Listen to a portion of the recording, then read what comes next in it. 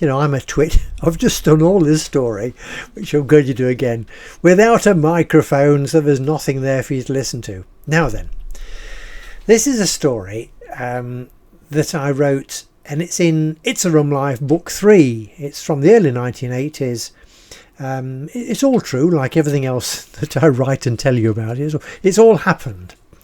So this is about New York. You know, a lot of you might imagine New York in the USA as an enormous great city, millions of people living there and that kind of thing, but it wasn't always like that.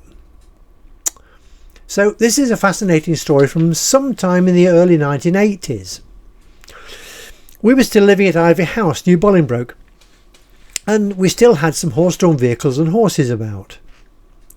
Lincolnshire County Council, they're the governing body of that department, contacted us with an unusual request. They'd pay us to take a horse and cart to New York, that's our New York, and have some pictures taken close to the road sign outside the village. It's a very small village with a couple of hundred people maximum, maybe not that. I was to look suitably rustic and having come from the early 19th century. So in brackets we've got New York is only about 8 miles from where we were living at that time. I'll try and stick a map on here as well. We decided to use the Lincolnshire market cart as it was truly original Lincolnshire built in Spilsby in about 1907, and from exactly the right period. I dressed in something old, not unusual for me, and with an old hat and suitable straw hanging from my mouth, I looked the part. The cart was loaded with straw too. It was exactly the type of vehicle that a small farmer or smallholder would use to go to market. Horse-drawn, of course. 3 folk would sit abreast on the main seat, and there was room behind for produce or even a pig or two, whichever way you wanted to go.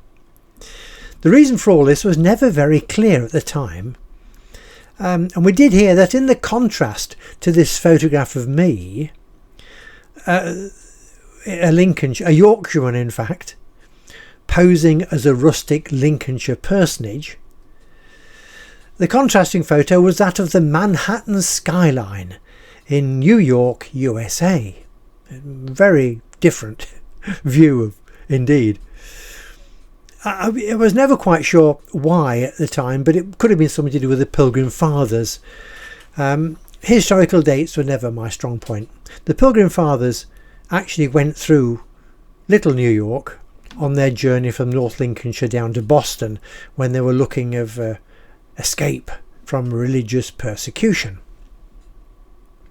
Now, even today, for me, family anniversaries become a problem to remember as the years pass even more quickly. Now, I've just got to turn a page now. I've got this script here on a board on the screen. We're going to turn that over.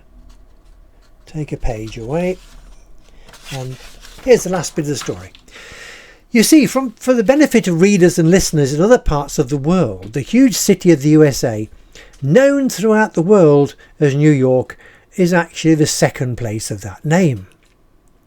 Likewise, Boston, another well-known city on the east coast of the USA, is only the second place of that name too. The fact that they are on the east coast of the USA is significant. Religious persecution took the Pilgrim Fathers and their families from their original homes in the north of Lincolnshire eventually to the New World. There's lots of this written down and longer stories than I'm giving you. You can find more detail elsewhere. In fact, to the east coast of the New World, and the names they had been familiar with in their old country were used again. Perhaps in some way it was a way of remembering what they'd left behind them.